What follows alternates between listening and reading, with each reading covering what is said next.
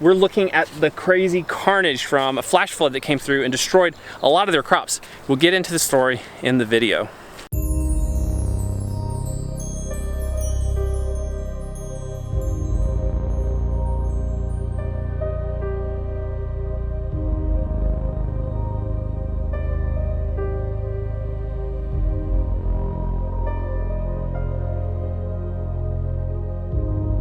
As you can tell, the entire property is completely flooded.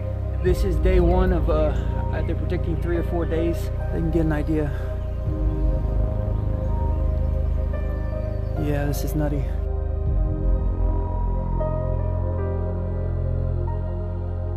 So we've known John Massey, who runs Veteran Healing Farms, for a long time, like 15 years. He's been a personal friend. We're just really eager to tell you about the amazing work that John's doing here for veterans at Veterans Healing Farm, but also to show you the damage from this flood that just happened last week.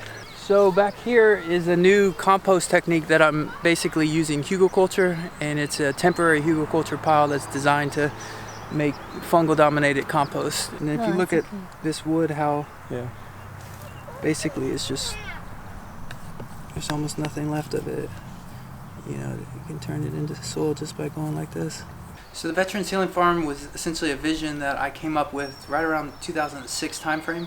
My first date with my wife, I took her here and I told her about this idea of wanting to create a space that essentially, at the time, I was just calling it the Healing Farm, but it was a place that cultivated community and used produce and food and gardens as a tool to bring people together, basically. And this is our medicinal garden. These different beds have plants that will be then harvested, and we'll be doing training seminars for veterans to teach them how to make medicine out of the different plants. Lavender, chamomile. At the end of the day, the vision is, or I would often say, the red dot on the bullseye of the dartboard is to stop veteran suicide. That's what drives me, that's what my passion is. The way we do that is we are trying to address the root causes to veteran suicide rather than just the symptom. How old are these peach trees? I think they're 4 years now. Okay. Yeah, we have a pear tree behind there and a bunch of other fruit trees over there as well. A purple raspberry and then also a late season raspberry. One of the challenges for a lot of veterans when we get out is the idea of kind of reconnecting into the civilian world, trying to find community, trying to find a sense of mission and purpose. So you punch in, you punch out, you make money, you spend money, and it's almost a sense of like there's got to be something bigger than that. So this over here is our sheep barn. We usually have it out on pasture. We had to bring the sheep up here on the hill once the water flooded. But the cool thing is I basically could just put them inside, shut the door, and then drag it up the hill. And we have some hay up at the top to keep them, give them some food while they're up here. And the shade comes from the roof, and then it's slanted, and all the water is being collected. What kind of sheep are they? They're Romandale CBMs, California variegated mutants. It was literally 5 minutes, and by the time I got to the only crossing, it was 3 foot deep. The tractor was bogging down, and the sheep were in the trailer, which is 1.5 feet off the ground, up to their knees. So you realistically they could have all drowned? Yeah, I had one chance. And you could have swam out of there? Yeah, I would have lost the tractor and everything. Beehives.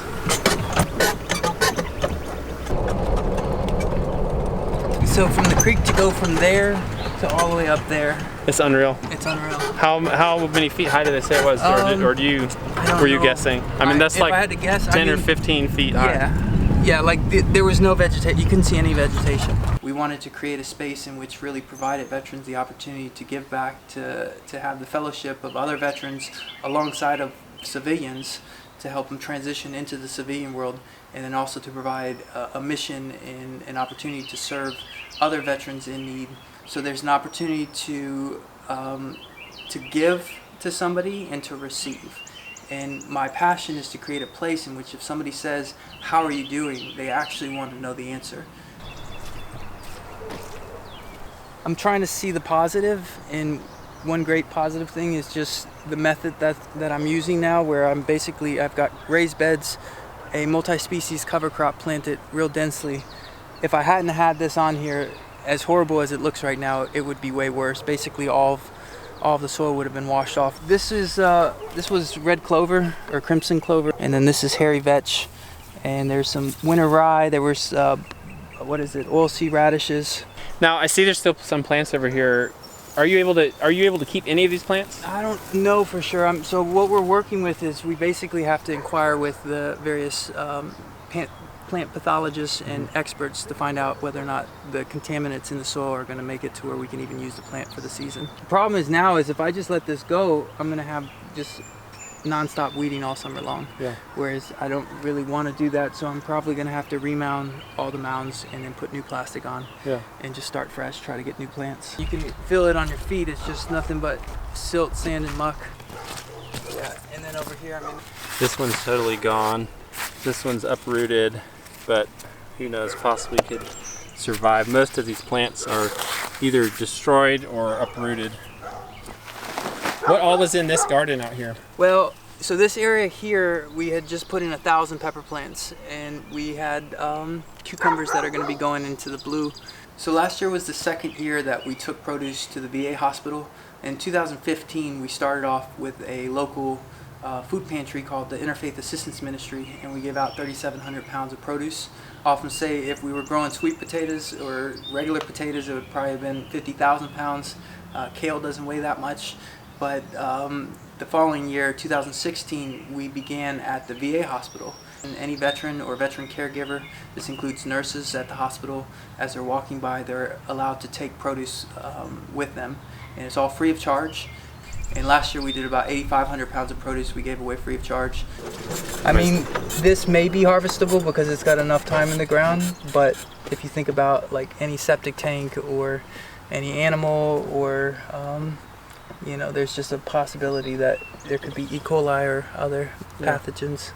Right, yeah, so all the food that we grow here, we take to the VA hospital, and we give away free of charge to folks at the hospital, which could potentially have compromised immune systems to begin with. So we would never take that risk if I wasn't 100% certain.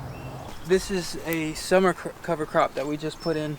If I peel it back, you can see how it's just been holding things together. So as the water just rushes by, you know, this cover crop on the top, it didn't really have a chance to establish very well, but it was good enough to where it at least held some of the soil in. Over there you saw how basically tall these beds were, and here's the top of the bed right here, and then just sand completely covering in between.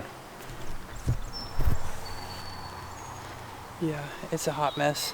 Yeah, so the impact of flooding is pretty bad at this point. We're really behind. I mean, the amount of man hours that go into the techniques that we're utilizing, it's very, very labor intensive. Now, it pays for itself because it's on the front end and it eliminates the weeding. It builds the soil, which means healthier plants, so it's worth it. But at this point, to have to start over again, let alone at this time of the year, it's very challenging. So that big garden actually occurred over a series of days. The first day was a group from the ROTC. West Henderson High School came out. There was about 50 kids, and they spent all day prepping it. There's about 6 different groups that came out. I don't know, I told one person it was 100 man hours, but then I actually calculated the hours, and it was like well beyond 1,000 just to put the stuff in. And now to have to like fix it and then redo it and replant it, I mean, it's going to be a lot of work.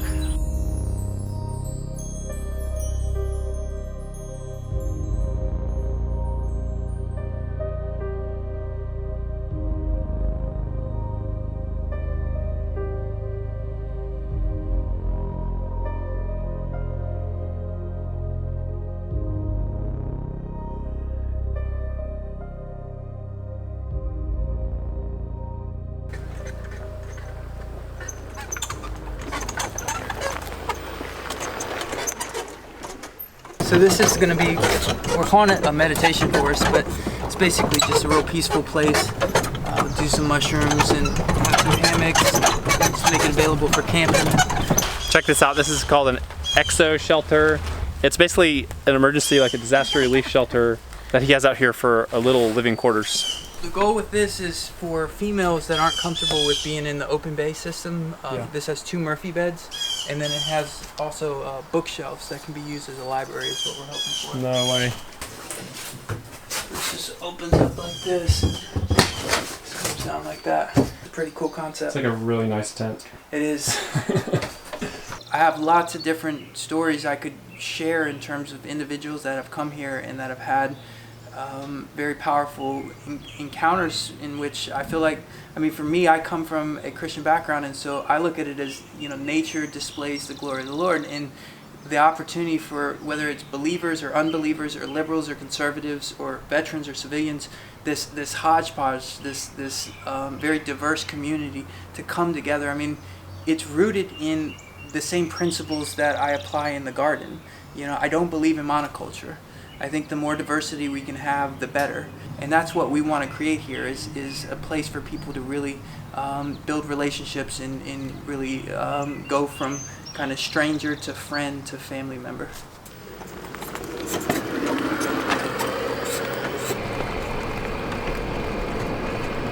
This is a 100-year floodplain. Do you think it's really a 100-year flood? So, yes.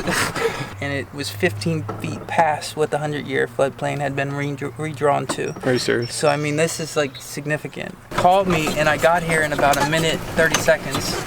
And by the time I got here, it had already reached the facility. And I immediately got the tractor and came out to the field to hook up to the trailer for the girls. And by the time I hooked up to them and went to drive back, this whole area was underwater. So my vision for the training is essentially to attract some of the best teachers in the country. We have Newman's Own is giving us a grant specific to that, and the local Hilton Hotel has agreed to providing hotel stays. So the goal is to essentially target particular subjects. So if you think composting, or working with animals, or working with tomato plants, whatever it might be, and we'll bring out the best teacher that'll do very crash course, almost TED Talk style seminars, in which we will then take and make available free of charge on our website. Yeah, so this area here, this is our community center. It's actually in honor of a local veteran who took his life. It's called the Joshua McCardle Community Center, or Veterans Training Facility. In each bed, we have them set up so that each veteran gets their own little bunk bed. We've got a group that makes these nice quilts for them. They have their own locker, little power receptacle, LED light. This is built to federal specs, so it's got the emergency hatch here, and these water drums, the water will flow through the hot water, solar hot water panel, and it'll heat up and radiate the heat. So most of the heat will come from the sun. All of the electricity comes from the sun. So how many beds are we got? 1, 2, 3, 4, 5, 6, 7, 8 beds here. 8 beds here, 2 beds in the woods with the Murphy beds. Yeah. So at this point, we really need volunteer help. From this point forward, every Saturday from about 9 to 12 is going to be an open volunteer day. So anyone that wants to come out, help volunteer in the garden.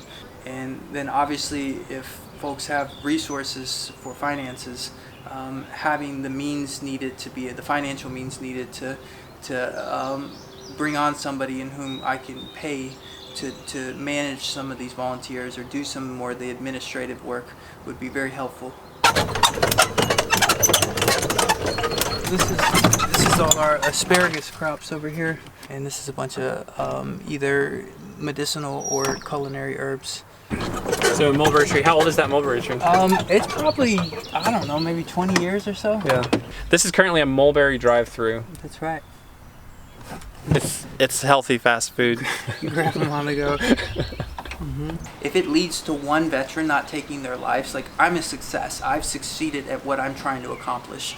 However, that being said, there are large groups of people that are having difficult times, and this program can impact many, many people in a very positive way. And so my goal is to take this material and to take this model and to try to package it and create something in which is going to be available to the masses in order to help as many people as I possibly can. I've really enjoyed getting a tour of Veterans Healing Farms here. I would just love if we can show them a bunch of support for what they're doing. I'm going to link their YouTube channel and their Facebook page and also their website in this video description. So if you're a veteran who wants to connect with this vision, or if you want to make a donation to them, go over to that website. So this is Nicole, John's wife. Hello. She's an important part of this whole venture. I just want to thank y'all for having us out and giving us the tour around and just also thank you for what you're doing out here, because we really think it's amazing. You guys, I just want our viewers to know this is so legit what they're doing here. They set goals, they accomplish them, they are truly growing nutrient-rich, incredible food, and they're giving it away. This isn't a hoax or a joke. This is so amazing, and we are blown away by both of you and how hard you work to make this happen. So thank you. Yeah. We want to raise at least $1,000 for these guys, and I know we can do that. At least 20,000, 10 to 20,000 of you are going to watch this video. We could cover all the costs to bring back their American flag garden. We're going to put all the links in the description below to where you can give. Please do not feel overwhelmed by giving. Give $1, give $5. Or give $100, whatever it is that you can give, go do it. Thank you so much for watching, and we will see you guys in the next video.